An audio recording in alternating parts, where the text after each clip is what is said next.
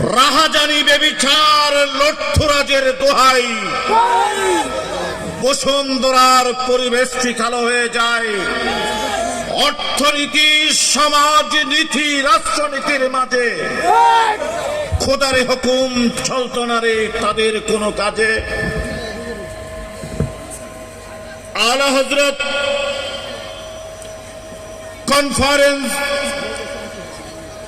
আনোয়ারা উপজেলার সরঙ্গা গ্রামে এলাকাবাসীর উদ্যোগে আজকের এই আজিম শান আলা হযরত সুন্নি কনফারেন্সের সম্মানিত উদ্বোধক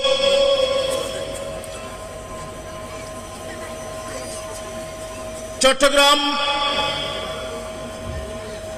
এমএস ফুড ইন্টারন্যাশনাল এর সম্মানিত স্বত্বাধিকারী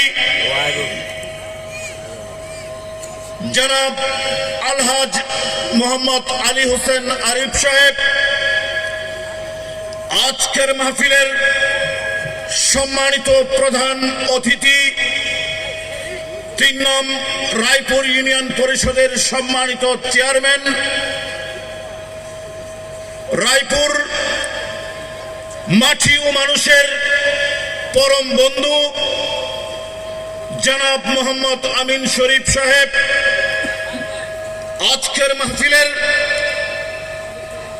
সম্মানিত প্রধান বক্তা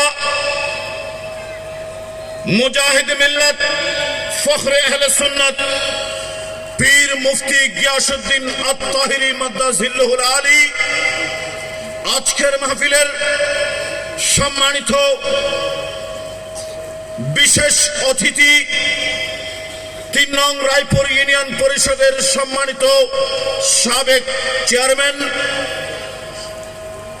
বিশিষ্ট রাজনীতিবিদ, সমাজ সেবক, আমার অতীব শ্রদ্ধেয় জনাব আবু সৈয়দ সাহেব, আজকের এই অনুষ্ঠানে মঞ্চে তাশরীফ ফরমা অত্র এলাকার আলেম সমাজ, যুগ শ্রেষ্ঠ উলামা ইকরাম, অতিথিবৃন্দ, রাজনীতিবিদ, সমাজ সেবক, কলেজ, স্কুল, ইউনিভার্সিটির ছাত্র ভাইরা, পর্দার অন্তরালে হাওয়াতি মা বোনেরা, বিশেষ করে দূর দূরান্ত থেকে পঙ্গপালের মতো হয়ে আজকের আলা হযরত মাহফিলে এসে যারা ইতিমধ্যে মাহফিলকে রৌনক করেছেন, আশিকে রাসূল সাল্লাল্লাহু তাআলা আলাইহি ওয়াসাল্লাম, আসসালামু আলাইকুম ওয়া রাহমাতুল্লাহি ওয়া বারাকাতুহু। রব্বে করিমের দরবারে অসংখ্য শুকরিয়া আর সিজদা, যে মহান মুনিব অত্যন্ত দয়ার মেহেরবানি করে আমাদেরকে আলা হযরত সুন্নি কনফারেন্স নামক একটি অনুষ্ঠানে এসে উলামা ইকরামের জবান দ্বারা নূরানি তাকরীর শুনে নিজের ঈমান আকায়েদ মজবুত তথা আমলে জিন্দেগি দুরুস্ত করার যে একটি সুযোগ ব্যবস্থা অত্র এলাকার মানুষের সহযোগিতায় আমরা পেলাম। আজকের এই অনুষ্ঠান থেকে তাদেরকে আন্তরিক ধন্যবাদ, মোবারকবাদ জ্ঞাপন করছি। কেননা এ ধরনের অনুষ্ঠান যদি না হয়, মানুষের যে সমস্ত আমার পূর্ববর্তী চেয়ারম্যান সাহেব অত্যন্ত সুন্দর করে আপনাদেরকে বুঝিয়েছেন, এ ধরনের ইসলাম ভিত্তিক অনুষ্ঠান যদি না হয়, মানুষ ইসলাম থেকে দূরে সরে যাবে, অনিসলামিক আগ্রাসন এসে যাবে। একথ মুমিন আর একথ মুনাফিক একের সাথে এক দ্বন্দ্ব বেজে মুমিনের ঈমান কেড়ে নেওয়ার জন্য মুনাফিকদের প্রস্তুতি হয়ে যাবে। অতএব সাবধান, সতর্ক। কাল কিয়ামতের ময়দানে আল্লাহ যখন আহকামুল হাকিমিন হিসেবে থাকবেন, সেদিন মুনাফিকদের জবান বন্ধ হয়ে যাবে, মুমিনদের জবান খুলে যাবে।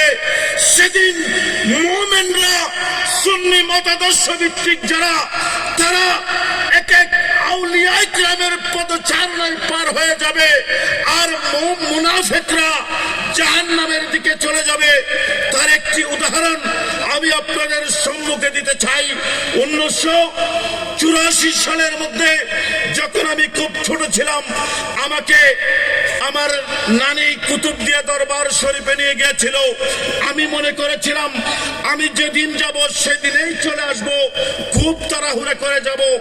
আমি খুব দ্রুত গতিতে চলে গেলাম, আর সেখানে গিয়ে আব্দুল মালিক আল কুতুবী রহমতুল্লাহ আলাইহির যখন জিয়ারত করতে শুরু করলাম, হুজুরের সাথে যেন আমি একটু দেখা করতে চাইলাম। হুজুর বলল তাড়াতাড়ি বললেন, আমি এখান থেকে বললাম আমি অত্যন্ত তাড়াহুড়া করে চলে আসব।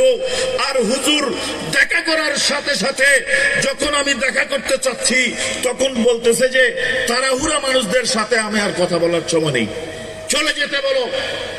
আল্লাহর ওলিরা যা জানে আমরা তা জানি না।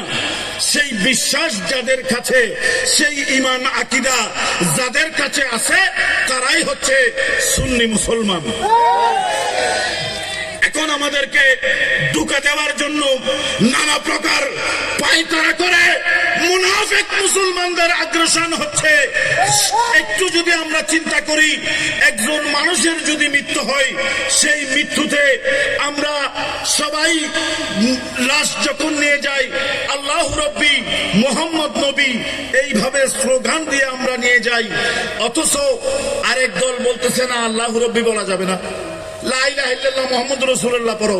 আরে লা ইলাহা ইল্লাল্লাহ মুহাম্মাদুর রাসূলুল্লাহ তো সেটা জীবিত অবস্থার কথা।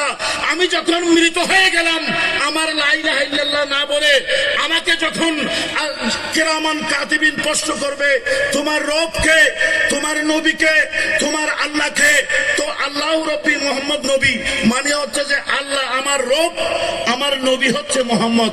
এই কথা আমাদেরকে শিক্ষা দিয়ে বলে বলে স্লোগান দিয়ে নিয়ে যায়। আরেক ধরনের মানুষ বলতেছে আরে এগুলি বলিও না, এগুলি শিরিক। তার মানে সুন্নিদেরকে ধোঁকা দেওয়ার জন্য ওয়াহাবিবাদ, মদদিবাদ নামধারী একজন মুনাফিক মুসলমান ইমানদারের ঈমান কেড়ে নিতে চাচ্ছে। সাবধান করে যাচ্ছি আজকের এই অনুষ্ঠান থেকে। আল্লামা পীর মুফতি গিয়াসউদ্দিন ওয়াহাবির বিরুদ্ধে, আল্লামা পীর মুফতি গিয়াসউদ্দিন আত-তাহিরি মাদ্দাজিল্লুহুল আলী আপনাদেরকে কোরআন হাদিসের আলোকে অত্যন্ত প্রাঞ্জল ভাষায় বক্তব্য রাখবেন। আমি আমার সংক্ষেপ অগোছালো কথা রীতি জানছি, আমার জন্য দোয়া করবেন। আমি যেন আজীবন সুন্নিয়তের উপর, হকের উপর, সুন্নিয়তের উপর, আহলে সুন্নাত ওয়াল জামাতের উপর যেন আমার আকীদা হয়, এই দোয়া চেয়ে আপনাদের কাছ থেকে আমি আমার অগোছালো কথা দিতে চাচ্ছি। আসসালামু আলাইকুম ওয়া রাহমাতুল্লাহি ওয়া বারাকাতুহু।